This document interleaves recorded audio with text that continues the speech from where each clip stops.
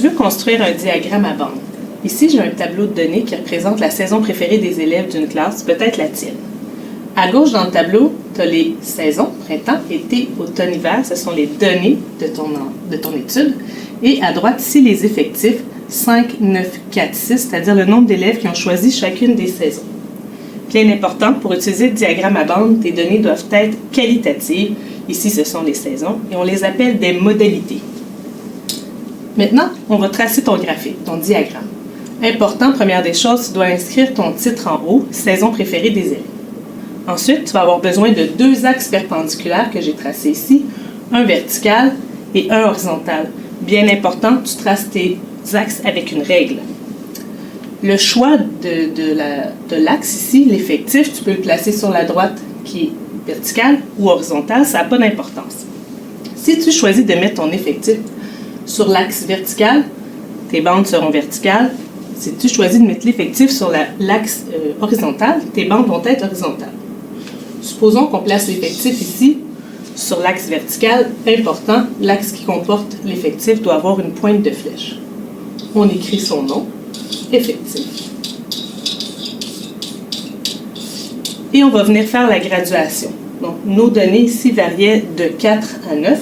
Donc, on peut utiliser un pas de graduation d'une unité. On place le 0, 1, et là, on gradue comme ça en gardant la même distance entre chacune. 3, 4, 5, 6, 7, 8 et 9 ici. Sur ton axe horizontal, on inscrit le nom aussi, saison. Et il ne te reste plus maintenant qu'à tracer tes bandes. J'ai inscrit ici les données qu'on avait dans le tableau de données sur la page précédente. Donc, printemps effectif 5, été 9, automne 4 et hiver 6. Bien important, tes bandes, lorsque tu vas les tracer, elles doivent être situées à égale distance les unes des autres. En plus, elles doivent toutes avoir la même largeur et leur hauteur va être déterminée par l'effectif qui est ici. Donc, je commence. Important, quand tu traces tes bandes, tu dois utiliser une règle. Donc, moi, je vais utiliser mon segment ici, en ligne droite. Je commence ici. Pour mon printemps, je dois aller jusqu'à une hauteur de 5 parce que c'est mon effectif. Et je redescends. Donc, ici, mes bandes, j'ai choisi de leur donner une largeur de 2 carrés. Je dois aussi répéter la même chose pour les autres bandes. Même chose pour la distance. J'ai 2 carrés, 2 unités ici, entre l'axe vertical et ma première bande. Je vais répéter la même distance, soit 2 carrés. Ici, pour l'été, je dois aller jusqu'à une hauteur de 9. Toujours 2 carrés de largeur. Et je redescends jusqu'en bas. Bien important, identifier tes bandes. Celle-là, c'était le printemps. Pardon, je vais utiliser mon crayon. La deuxième pour l'été. Je trace ma troisième bande, toujours en gardant 2 carrés de distance, une hauteur de 4. Je viens me placer comme ça ici. 2 carrés pour la largeur. Je redescends. J'indique son nom, automne. Et ma quatrième bande doit avoir une hauteur de 6, toujours en gardant un espace de 2 unités. Comme ça ici. 2 unités de largeur.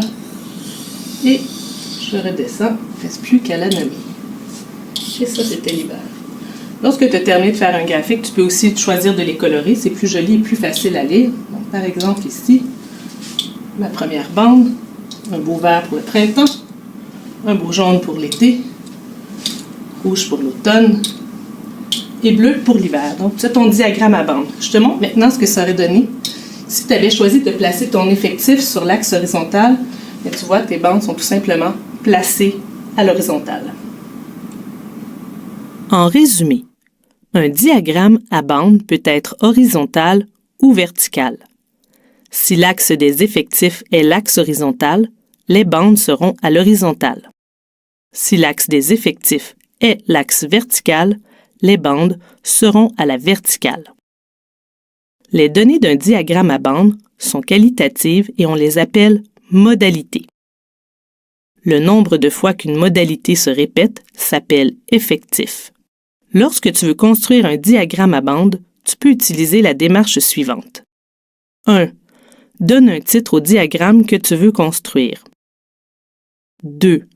Trace 2 axes perpendiculaires à l'aide d'une règle, un axe vertical et un axe horizontal.